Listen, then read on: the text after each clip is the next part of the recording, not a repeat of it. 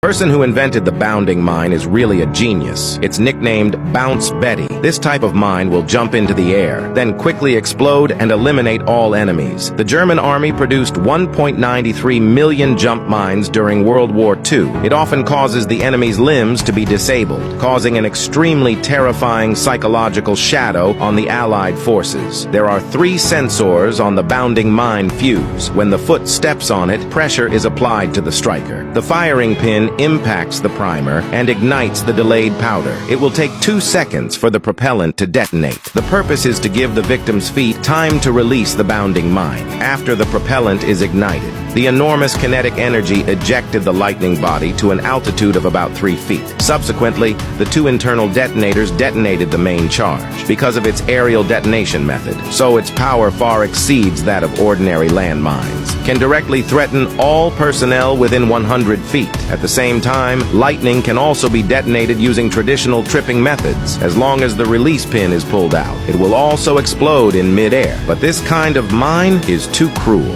North Africa still has a large number of landmines that have not been cleared to this day. This has caused lifelong disabilities for many civilians. Therefore, the Ottawa Mine Ban Convention has explicitly prohibited the use of such mines.